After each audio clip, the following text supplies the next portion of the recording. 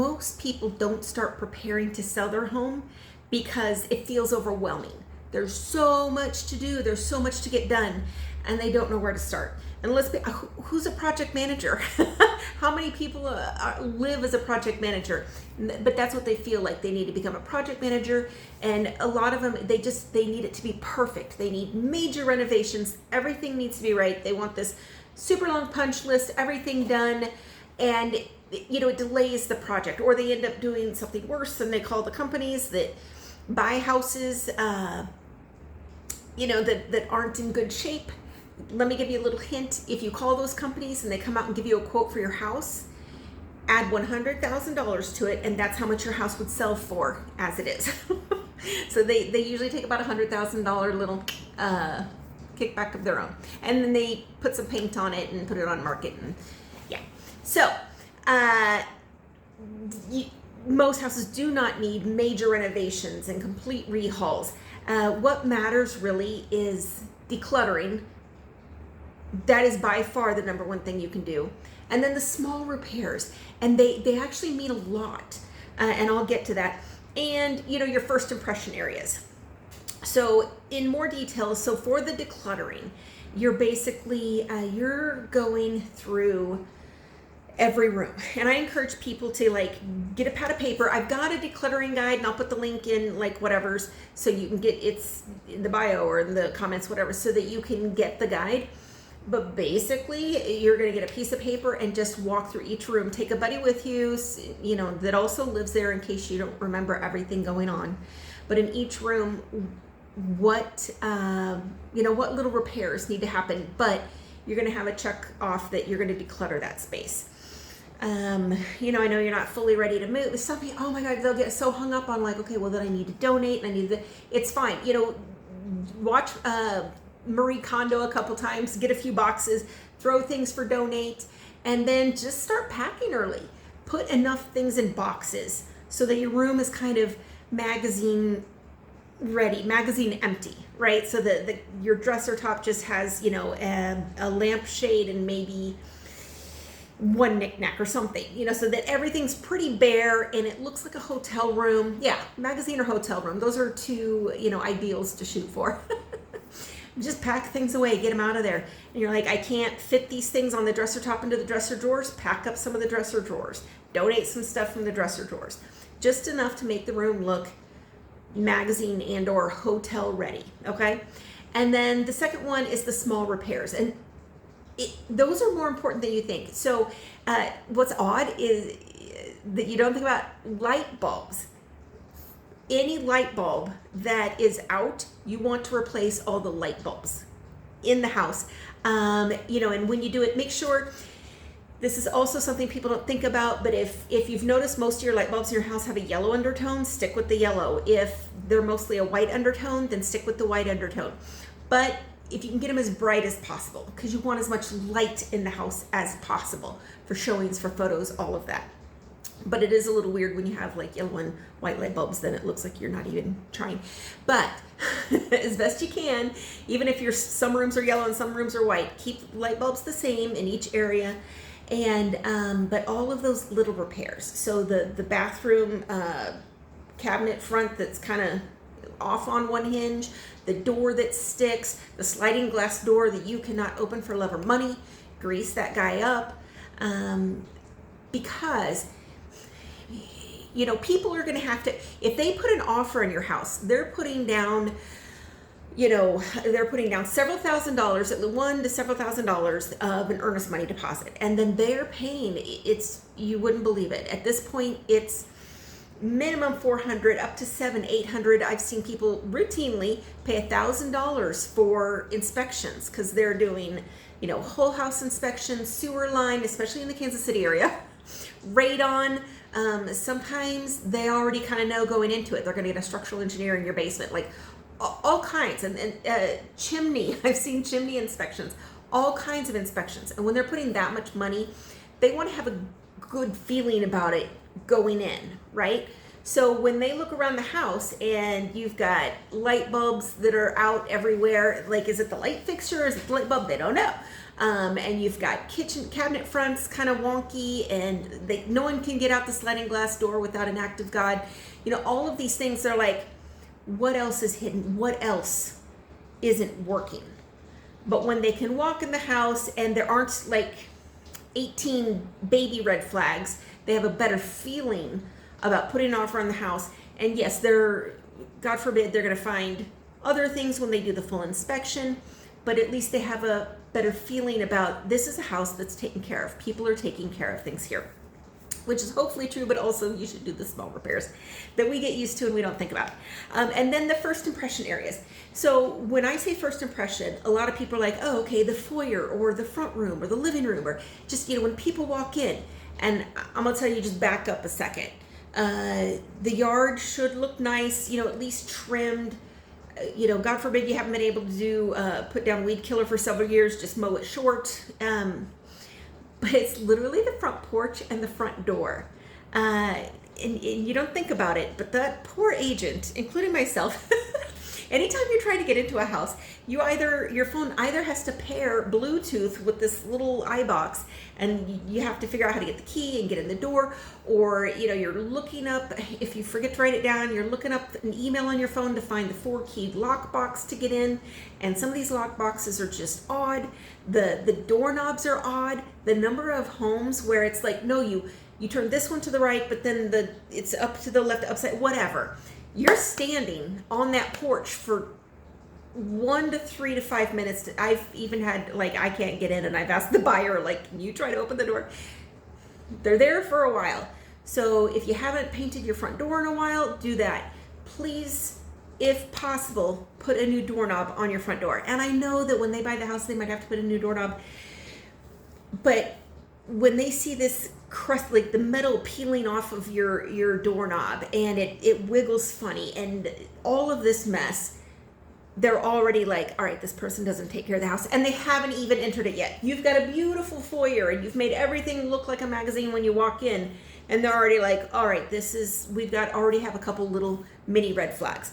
So sweep the porch, clean the porch, cobwebs, if the light fixture's broken, fix it. Make sure the light bulb works. That's a light bulb to check.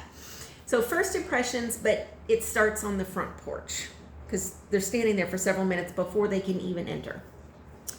And then the things that can wait. Like I said earlier, you do not need to do major upgrades. Some people are like, well, this kitchen is so old, we need to redo the whole kitchen. Okay, first of all, you didn't get to enjoy it.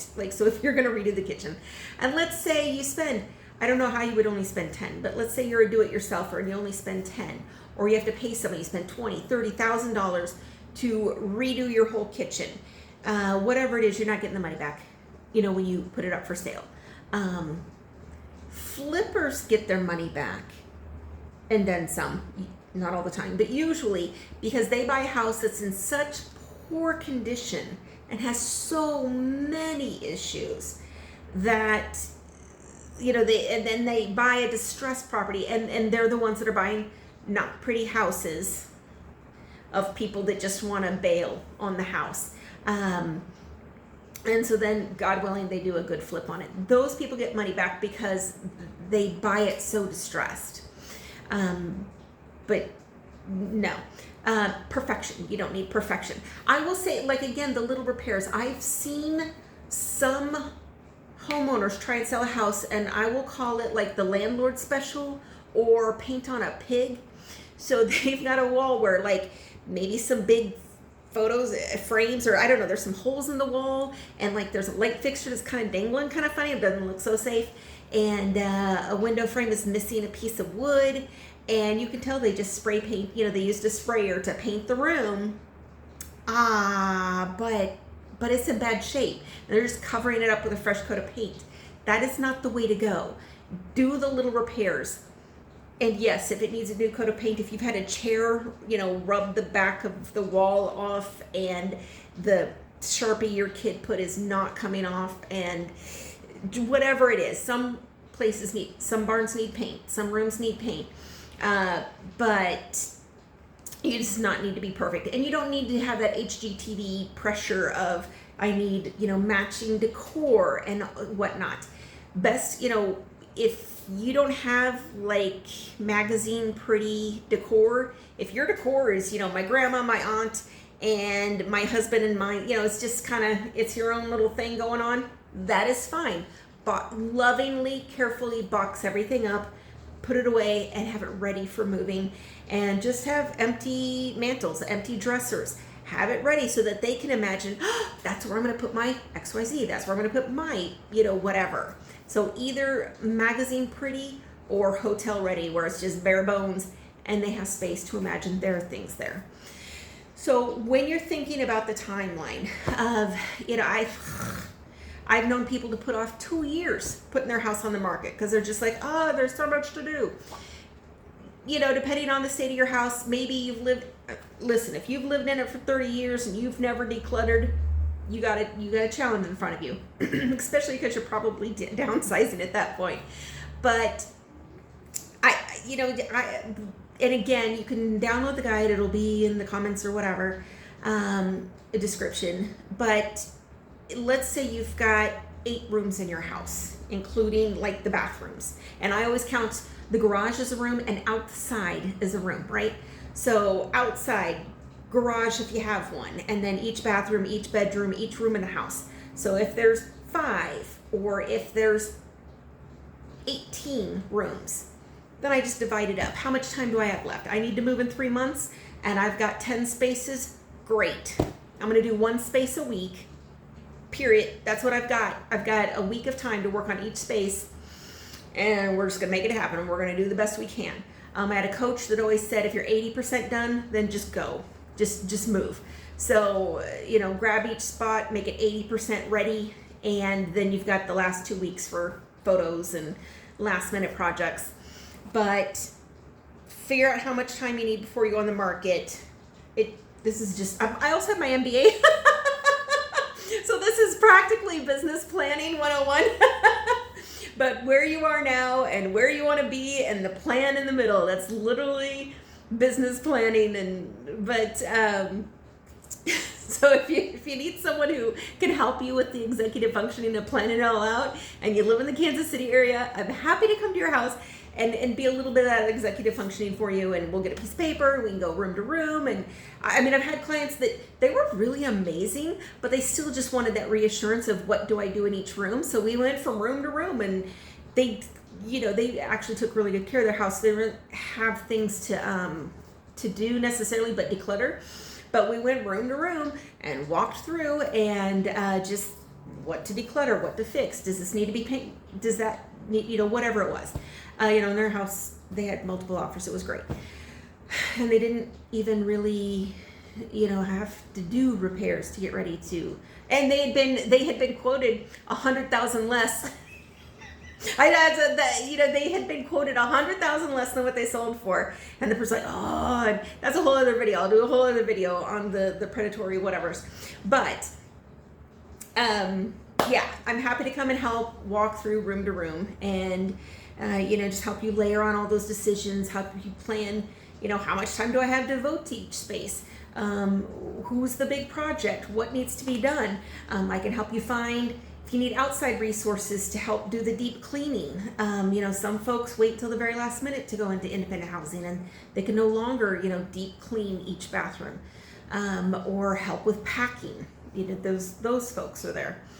But the whole thing is to help you reduce your stress. I'm happy to help people do that. There's usually, when people are moving, there's large life decisions happening. There's the 5 Ds: divorce, death, diapers, diamonds, and debt. But there's also, things like new jobs or just whatever. But usually people have large life things happening and a big financial, either buy or sell, one of the biggest financial decisions of your life. And then they have to get it ready. So it's a lot. And so I'm happy to help, take a bit of all of that off of your plate, or at least the planning side of it, or the, figuring out what to do side of it. God forbid you pour $5,000 into this thing and it's just not even, the number of people are like, well, I want to get my money back for that. I'm like, okay, well, that's just kind of expected. You're just not, let's pour our money smartly into getting a house ready. maybe we don't need to pour money into getting a house ready, and maybe there's a few things that are going to make a huge difference in getting offers and what people are going to offer. And so I am happy to help. And if you have any questions, you're like, dude, I don't even live in Kansas City, you can just type questions, and comment. Send me a picture. Whatever it is I can do, be a service. And happy selling.